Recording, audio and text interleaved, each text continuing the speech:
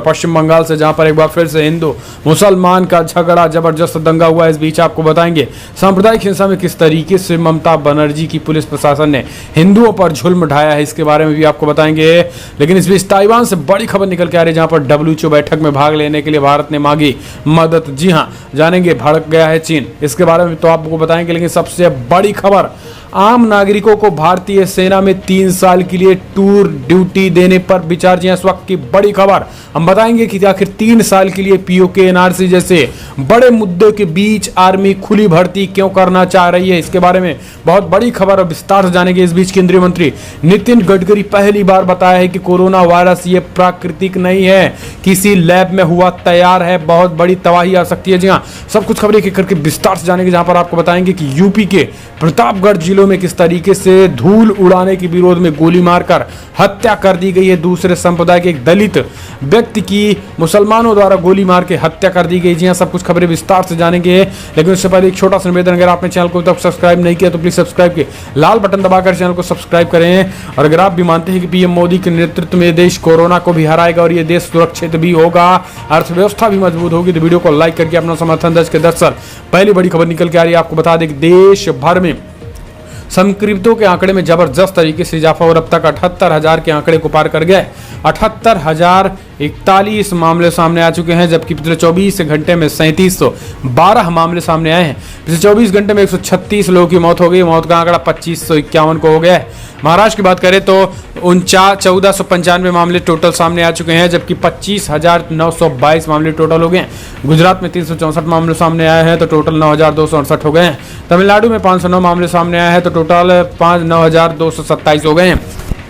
दिल्ली में 359 मामले सामने आ चुके हैं तो टोटल 8,000 हो चुके हैं। राजस्थान में 202 मामले सामने आए हैं तो टोटल 4,328 हो गए। जबकि मध्य प्रदेश में भी 187 मामले सामने आए हैं, टोटल 41 से 73 हो गए हैं। जबकि उत्तर प्रदेश में भी बात करें हम तो कल 94 मामले सामने आए, टोटल 3758। जबकि पश्चिम बंगाल में 117 मामले सामने आए हैं, 2290 टोटल हो चुके हैं। जबकि आंध्र प्रदेश की बात करें तो आंध्र प्रदेश में भी 48 मामले सामने आए, टोटल 2,137 हो गए हैं। पंजाब में 10 मामले सामने आए हैं, टोटल 1924 हो गए हैं। तेलंगाना में 41 मामले सामने आए, टोटल 1367 हो गए हैं। जम्मू कश्मीर में 37 मामले सामने आए, टोटल 971 हो गए। जबकि कर्नाटका में 34 मामले सामने आए, टोटल 959 हो गए हैं। बिहार में 61 मामले सामने आए, टोटल 940 हो गए हैं। हरियाणा में 13 मामले सामने आए, टोटल 793। जबकि ओडिशा में 101 मामले सामने आए, टोटल 538 मामले सामने आ चुके हैं। केरला में भी 10 मामले सामने आए, टोटल 535 मामले हो चुके हैं। जबकि चंडीगढ़ में 4 मामले सामने आए, टोटल 191 हो चुके हैं। झारखंड में भी 5 मामले सामने आए, टोटल 171। जबकि असम में 15 मामले सामने आए, टोटल 80 हो गए हैं। उत्तराखंड में 3 मामले सामने आए, टोटल 72। जबकि हिमाचल प्रदेश में 1 मामले सामने आए, टोटल 68 हो गए हैं। इस बीच लद्दाख में भी 1 मामले सामने आए, टोटल 43 हो गए। तो ये दुनिया राज दर राज आंकड़े। फिलहाल हम चलते हैं अगली बड़ी खबर। आपको बता दें कि हुगली जिले में सांप्रदायिक संघर्ष पर जबरदस्त तरीके से हुआ है सांप्रदायिक हिंसा पश्चिम बंगाल की हुगली जिले में। जी हाँ, पश्चिम बंगाल के हुगली जिले में जबरदस्त तरीके से सांप्रदायिक संघर्ष देखने को मिला है। इस बीच आपको बता दें कि कई लोगों के हिंदुओं के घर जला दिए गए हैं और एक विशेष संप्रदाय के द्वारा ये एक सब कुछ किया गया है। इसको लेकर अब पश्चिम बंगाल के मुख्यमंत्री ममता बनर्जी पर सवाल खड़े हो रहे हैं और ममता की पुलिस प्रशासन भी कई ऐसे वीडियोस वायरल हो रहे हैं जिसमें यह बड़ा खुलासा हुआ है कि ममता की पुलिस प्रशासन भी उन सभी खास करके दूसरे समुदाय के लोगों के साथ है, जबकि हिंदुओं पर जबरदस्त प्रताड़ना हुई है। यही कारण है कि ट्विटर पर, जी हाँ, ट्विटर पर ये ट्रेंड हो रहा है कि शर्म करो, इस्तीफा दे ममता सरकार। जी हाँ, ममता सरकार से इस्तीफे मांगने की बात ट्रेंड हो रही है।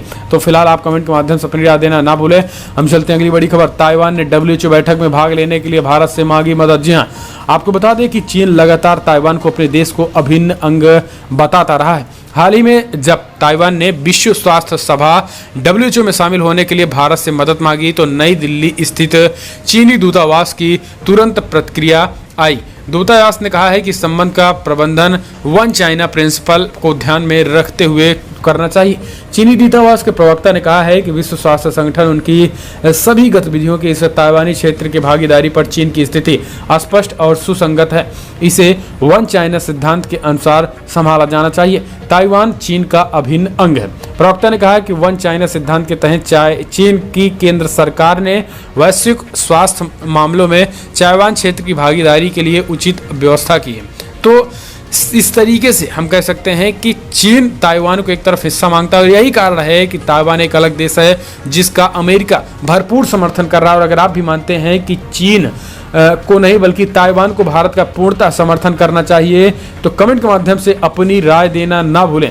फिलहाल हम चलते हैं अगली बड़ी खबर। आपको बता दें कि बिग ब्रेकिंग निकल के आ रही, जहां पर आम नागरिकों को भारतीय सेना में 3 साल के लिए खुली छूट के तौर पर टूर ड्यूटी देने पर विचार। जी हां, पूर्व की परिस्थितियों में एक प्रमुख बदलाव करते हुए भारतीय सेना 3 साल की टूर ऑफ ड्यूटी के लिए आम नागरिकों को अपनी संस्था में शामिल होने के प्रस्ताव पर विचार कर रही है। यानी एक इस तरीके से होगा, इसमें खुली भर्ती आर्मी के लिए की जाएगी। समाचार एजेंसी ने भारतीय सेना से जुड़े सूत्रों के हवाले से बताया कि एक प्रस्ताव पर चर्चा की जा रही है जिसके तहत आम नागरिकों को राष्ट्र की सेवा करने के लिए 3 साल की टूर ड्यूटी की अनुमति दी जाएगी।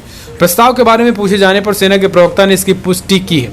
यह प्रस्ताव देश की सर्वश्रेष्ठ प्रतिभा को अपनी ओर आकर्षित करने के लिए भारतीय सेना के प्रयासों का हिस्सा है। वर्तमान में जो सबसे छोटा कार्यकाल है वो शॉर्ट सर्विस कमीशन के तहत 10 साल का है, लेकिन इनमें 3 साल की लघु सेवा के साथ ही 3 साल की सेवा लिया जाएगा। इसमें अर्धसैनिक बलों को कैंटीन में मिलेगा सिर्फ लोकल सामान। लेकिन इस बीच आपको बताएंगे कि सरकार ने ये बड़ा ऐलान किया है कि इसमें 3 साल के लिए बड़े पैमाने पर सेना में भर्ती किए जा सकते हैं लोग। अब इसका लक्ष्य क्या होगा आप समझ सकते हैं। आने वाले समय में पीओके, एनआरसी, CAA का विरोध और शांत करना, जनसंख्या नियंत्रण कानून के साथ तमाम ऐसे कानून आने वाले हैं जो कि भारत की दशा और दिशा के साथ साथ पूरे बॉर्डर को सुनिश्चित तय करने के काम करने वाले हैं। तो ये अपने आप में खुली भर्ती हो सकती है। हम चलते हैं अगली बड़ी खबर लेते हैं, जहां पर केंद्रीय मंत्री गडकरी बोले कोरोना वायरस प्राकृतिक नहीं किसी लैब में हुआ है तैयार। जी अब तक आपको बता दें कि सबसे बड़ी बयान निकल के सामने है जहां पर भारत की तरफ से पहली बार कोरोना वायरस को लेकर किसी बड़े कैबिनेट मिनिस्टर ने इस तरीके की बड़ी बातें कही हैं। दरअसल केंद्रीय मंत्री नितिन गडकरी ने कोरोना वायरस को लेकर कहा है कि वायरस प्राकृतिक नहीं है बल्कि इसे किसी लैब में तैयार किया गया है। गडकरी ने एनडीटीवी से बातचीत के दौरान कहा है कि कोरोना वायरस के साथ साथ हम आर्थिक लड़ाई भी लड़ रहे हैं। केंद्रीय मंत्री ने कहा है कि हम हर महीने लॉकडाउन की नहीं बढ़ा सकते हैं, पुख्ता सुरक्षा व्यवस्था के साथ हमें बाजार को खोलना ही पड़ेगा। कोविड-19 के फैलते संक्रमण को लेकर उन्होंने कहा कि अमेरिका, ब्रिटेन, इटली जैसे देशों की तुलना में भारत सुरक्षित स्थिति में नजर आ रहा है।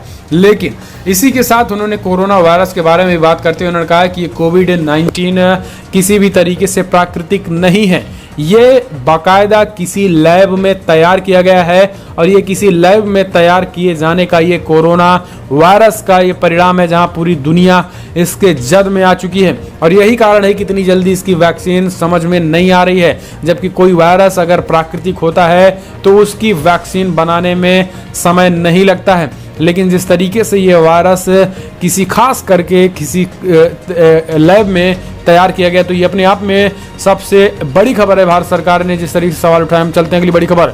आपको बता दें कि यूपी में धूल उड़ाने का विरोध करने पर गोली मारकर हत्या कर दी, 3 घायल हो गए हैं। जी हाँ, आपको बता दें कि बड़ी खबर निकल के आ रही है यूपी में प्रयागराज के बगल प्रतापगढ़ है। जी हाँ, प्रतापगढ़ में नगर कोतवाली क्षेत्र में पूरे शेख टेउगा गांव में बुधवार की देर शाम मामूली विवाद में दबंगों ने ताबड़तोड़ फायरिंग कर दी, एक युवक की मौत को घाट उतार दिया है। इसके साथ ही 3 लोगों को गोली लगने से घायल हो गए। आपको बता दें कि गांव के अनिल कुमार सरोज उर्फ बबलू, जी हां, दलित व्यक्ति की गोली मारकर हत्या उस वक्त कर दी जब अपने सड़क के किनारे मैजिक के घर के सामने तेज रफ्तार से उनके घर से एक मैजिक निकली जो कि बड़े पैमाने पर धूल उड़ाते हुए चली जा रही थी। और इसी को लेकर थोड़ी एक आवाज में, तेजी आवाज में बबलू ने उन लोगों से कहा कि थोड़ा धीरे चलो वरना किसी बच्चे दब जाएंगे, इस तरीके से धूल उड़ाते हुए मत चलो। बस इसी के बाद कुछ लोग बाइक से आए। कुछ लोगों का मतलब हम आपको बता दें, स्पष्ट कर दें कि जिन लोगों की मृत्यु में जो तलाश करने के बाद पुलिस प्रशासन ने जो हमलावरों के रूप में तलाश किया है उनमें शाहरुख उर्फ जब्बार निवासी नरवा कस्बा के हैं, 3 मुस्लिम समुदाय के लोग हैं। इसलिए सांप्रदायिक माहौल को देखते हुए पुलिस प्रशासन भी तैनात हो गई है। लेकिन एक छोटी सी बात पे इस तरीके से गोली मार देना ये दिखाता है कि कितनी ज्यादा देश में एक खास समुदाय में असहिष्णुता हो गई है। ऐसे में सरकार के साथ साथ कांग्रेस पार्टी के उन लोगों को भी सोचना पड़ेगा। एक दलित व्यक्ति की गोली मारकर हत्या कर दी गई, लेकिन अभी तक किसी भी कांग्रेसी द्वारा सवाल नहीं उठाया गया। अभी तक न तो अखिलेश यादव द्वारा ना ही किसी विपक्ष द्वारा ये सवाल नहीं किया गया कि आखिर क्यों गोली मारकर हत्या कर दी गई एक दलित परिवार जो कि रो रहा है। फिलहाल आप कमेंट के माध्यम से अपनी राय देना ना भूलें। हम चलते हैं अगली बड़ी खबर लेते हैं, जहां पर आपको बता दें कि चलेंगी शताब्दियां, दूसरी एक्सप्रेस स्पेशल ट्रेनें भी चलने वाली हैं, वेटिंग टिकट भी होगा बुक। जी हाँ, देश में जल्द ही शताब्दी से दूसरी मेल और एक्सप्रेस ट्रेनें भी स्पेशल ट्रेनों के रूप में चलने शुरू हो जाएंगी। रेलवे बोर्ड से जुड़े सूत्रों ने बताया है कि इसके लिए तमाम तैयारियां शुरू कर दी गई हैं। दरअसल अब तक केवल राजधानी